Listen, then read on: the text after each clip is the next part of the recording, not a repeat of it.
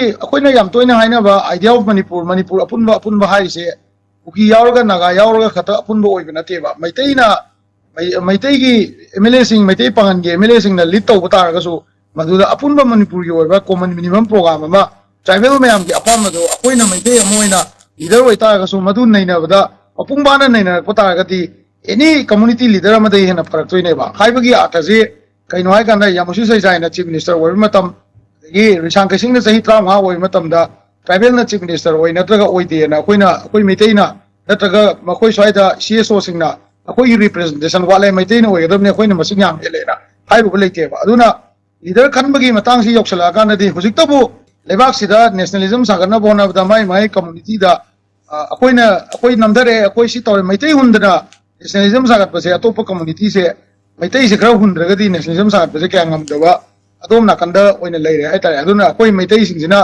ꯑꯩꯈꯣই CSO ꯃꯌꯥꯝꯁꯤꯅ ꯃꯣꯏꯅ ꯉꯥꯡꯕꯁꯦ ꯑꯗꯨꯝ ꯑꯌꯥꯝꯕ ꯃꯇꯝꯗ ꯑꯩꯈꯣꯏꯁꯦ ꯏꯒꯅꯣꯔ ꯇꯧꯔꯒ ꯑꯩꯈꯣꯏꯒꯤ ꯑꯄꯨꯟꯕ ꯃꯅꯤꯄꯨꯔ ꯑꯥꯏꯗꯤꯌꯥ ꯑꯣꯐ ꯃꯅꯤꯄꯨꯔꯒꯤꯁꯤꯗ ꯍꯦꯟꯅ ꯆꯤꯡꯉꯒ ꯄꯨꯕ ꯉꯝꯅꯕ ꯑꯩꯈꯣꯏ ꯃꯌꯥꯝ ꯆꯪꯗꯅ ꯍꯣꯠꯅꯔꯤꯁꯤꯅꯦ ꯍꯥꯏꯇꯥꯔꯦꯅꯦ ꯑꯗꯨꯅ ꯂꯤꯗꯔ ꯈꯟꯕꯒꯤ ꯏꯁꯨꯁꯤꯗꯤ ꯄꯥꯔꯇꯤ ꯄ꯭ꯔꯁꯤꯗꯦꯟꯠꯅ ꯑꯗꯒꯤ ꯑꯩꯈꯣꯏ ꯃꯌꯥꯝ ꯌꯥꯅꯕ ꯇꯥꯔꯒꯗꯤ ꯂꯩꯔꯤꯕ MLA ꯃꯌꯥꯝꯁꯤꯅ ꯌꯥꯅꯔꯒꯗꯤ ꯀꯣꯃꯟ ꯃꯤꯅꯤꯃꯝ ꯄ꯭ꯔꯣꯒ꯭ꯔꯥꯝ ꯑꯃ ꯐꯖꯅ ꯁꯦꯝꯃꯀꯥꯟꯗ ꯍꯥꯟꯅ ꯑꯣꯏꯔꯝꯕ ꯂꯤꯗꯔꯗꯨꯒꯤ ꯑꯄꯥꯝꯕꯗꯨꯁꯨ ꯏꯟꯀ꯭ꯂꯨꯗ ꯇꯧꯕ ꯑꯗꯒꯤ ꯑꯅꯧꯕ ꯂꯤꯗꯔꯗꯨꯒꯤ ꯑꯄꯥꯝꯕ BJP ꯁꯦꯟꯇꯔꯒꯤ ꯑꯄꯥꯝꯕ ꯏꯟꯀ꯭ꯂꯨꯗ ꯇꯧꯕ ꯃꯤꯌꯥꯝꯒꯤ ꯑꯄꯥꯝꯕ ꯏꯟꯀ꯭ꯂꯨꯗ ꯇꯧꯔꯒ ꯂꯦꯝꯍꯧꯔꯤꯕ ꯉꯁꯥꯏꯒꯤ ꯀꯩ ꯍꯥꯏꯅꯤꯀꯣ ꯀꯨꯀꯤꯖꯣꯁꯤꯡ ꯑꯩꯈꯣꯏꯒꯤ ꯏꯟꯗꯤꯖꯤꯅꯁ ꯑꯣꯏꯕ ꯊꯥꯏꯅꯗꯒꯤ ꯁꯤꯝꯇꯦ ꯂꯩꯕ ꯑꯗꯒꯤ ꯍꯥꯎꯀꯤꯞ ꯑꯗꯒꯤ ꯑꯇꯩ ꯂꯩꯕ ꯃꯌꯥꯝ ꯑꯩꯈꯣꯏꯒꯤ ꯏꯟꯗꯤꯖꯤꯅꯁꯂꯤ ꯂꯤꯁꯇꯦꯠ ꯑꯣꯏꯕ ꯑꯩꯈꯣꯏꯒꯤ ꯁꯦꯟꯇꯔꯅ ꯌꯥꯕ ꯑꯩꯈꯣꯏꯒꯤ ꯀꯩꯅꯣꯗ షꯦꯗ꯭ꯌꯨꯜ ꯇ꯭ꯔꯥꯏꯕ ꯂꯤꯁꯇ ꯌꯥꯎꯕ ꯇ꯭ꯔꯥꯏꯕꯁꯤꯡꯁꯤꯒꯤ ꯃꯣꯏꯒꯤ ꯑꯄꯥꯝꯕꯁꯤꯡꯁꯦ ꯑꯩꯈꯣꯏꯅ ꯑꯦꯁꯦꯝꯕ꯭ꯂꯤꯁꯤ ꯐꯖꯅ ꯐꯪꯁꯟ ꯇꯧꯍꯜꯂꯒ ꯅꯩꯅꯔꯒꯗꯤ ꯃꯁꯤ ꯀꯣꯏꯁꯟꯁꯦ ꯇꯣꯉꯥꯟꯕ ꯀꯝꯃꯨꯅꯤꯇꯤ ꯑꯃꯗꯤ ꯄꯣꯂꯤꯇꯤꯀꯦꯜ ꯃꯨꯛꯅꯕꯁꯦ ꯂꯩꯔꯣꯏꯗꯕꯅꯦꯕ ꯑꯗꯣ ꯑꯩꯈꯣꯏꯒꯤꯁꯤꯗꯤ ꯑꯦꯁꯦꯝꯕ꯭ꯂꯤ ꯐꯪꯉꯦ